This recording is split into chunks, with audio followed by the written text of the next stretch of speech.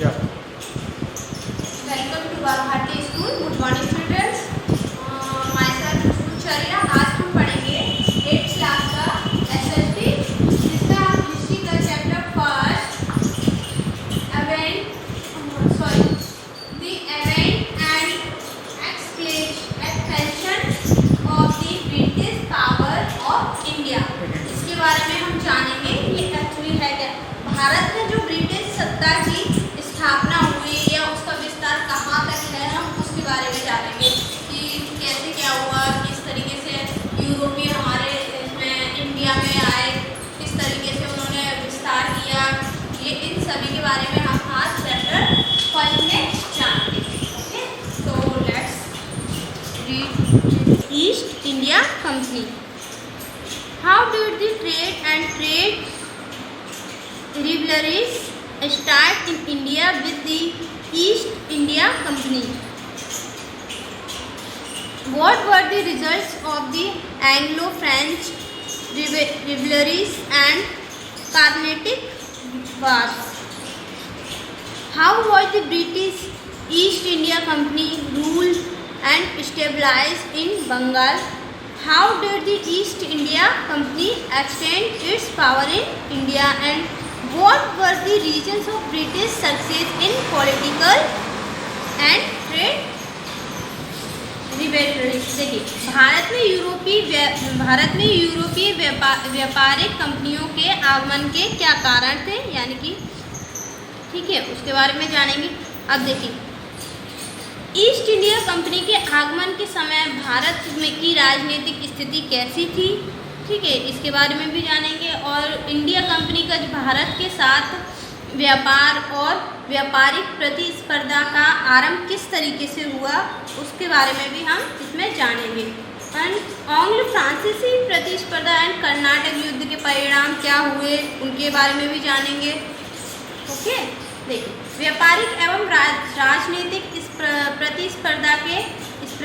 प्रतिस्पर्धा में अंग्रेजों की स्थापना के क्या कारण थे, एंड बंगाल में जो ब्रिटिश सरकार थी, जो ईस्ट इंडिया कंपनी सत्ता की स्थापना किस तरीके से हुई या कैसे हुई, उसके बारे में भी जानेंगे। भारत में ईस्ट इंडिया कंपनी के शासन का विस्तार किस प्रकार हुआ, लास्ट पर। ओके, चलिए स्टार्ट करते हैं अपन यहाँ से। After the invention of Alexander the theory of India is a long saga of continuous struggle and confliction. देखिए, सिकंदर या आपका अलेक्जेंडर जो भारत पर आक्रमण के समय से भारत का इतिहास सतत संघर्ष का इतिहास रहा है, ठीक है। The vast resources of India had been a resource of attraction to many clan and invaders. The सांग, the Huns and the Mongol invasions are some examples। देखिए, कई जातियाँ और आक्रमणों को प्राचीन काल से ही अपनी ओर आकर्षित करती रही हैं, जैसे कि शंग है, हुण है, व मंगोल आक्रमण इसके क्या है, उदाहरण हैं।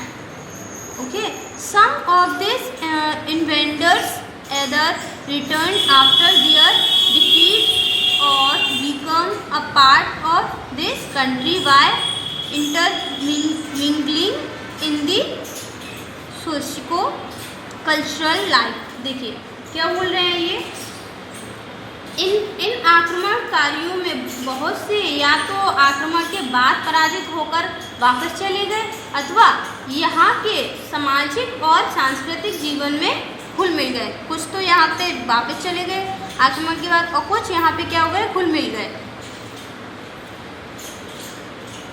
The Mughals stabilised a mighty empire in the north of India during the Mughal rule। Many conflicts arose between Mughals, Rajputs, Mughals, Sikhs and the Mughals Maharashtra बोलते हैं आप इनको, मराठा बोल सकते हो।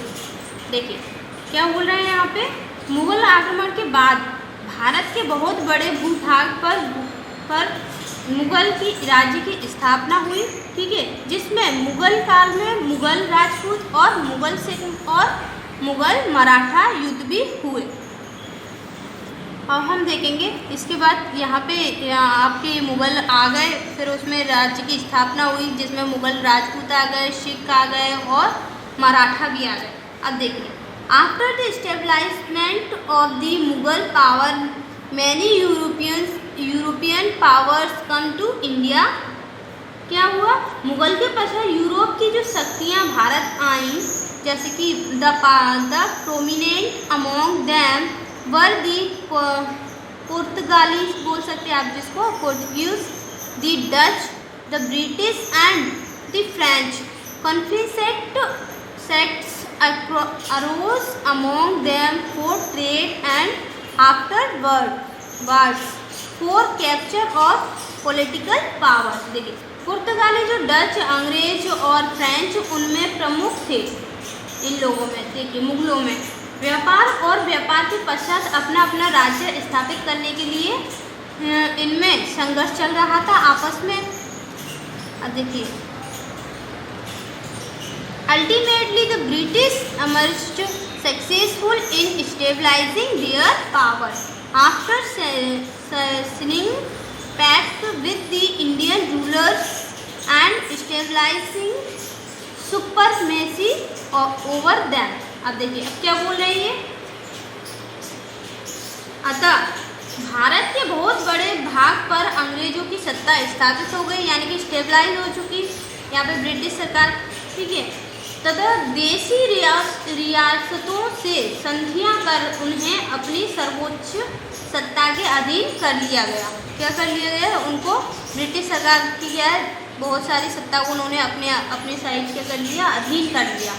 स्वतंत्रता प्राप्ति के लिए अब देखिए यहाँ पे हम आएंगे, the people of India struggle again the British to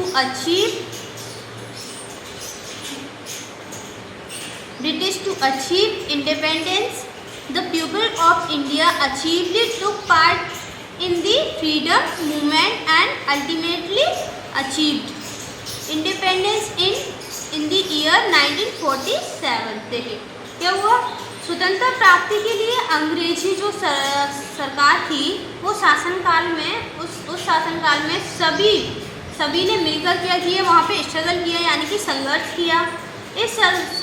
इस संघर्ष में भारत की जनता ने सक्रिय भाग लिया और अदर 1947 में, यानी कि 1947 में स्वतंत्रता प्राप्त भी कर ली, यानी कि यहाँ पे फ्रीडम हो चुका था सब। अब देखिए, in the coming chapter we will study about the laborious struggle for Indian independence.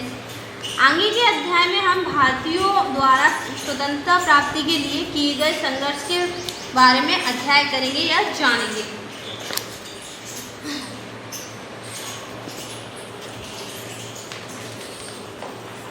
देखिए, the arrival of the European trading company to India. देखिए, भारत में जो यूरोपीय व्यापारिक कंपनियों का क्या हुआ, यहाँ पे आगमन हुआ, अराइवल हुआ, यानी कि उनका आना हुआ। Some major happenings in Europe in the fifth century, it's mean Turks capturing Constantinople. अब देखिए, रेनेसांस और revolutions in the fields of science and industry and geographical discoveries created fascination in the eyes of Europeans towards India and the Far East। The traders were forced to look for market for the increase in production due to industrial revolution। देखिए, यानी कि 15वीं जो आपकी शताब्दी थी, यानी कि century थी, शताब्दी के यूरोप में घटित हुई कुछ प्रमुख घटनाओं, यानी कि कस्तू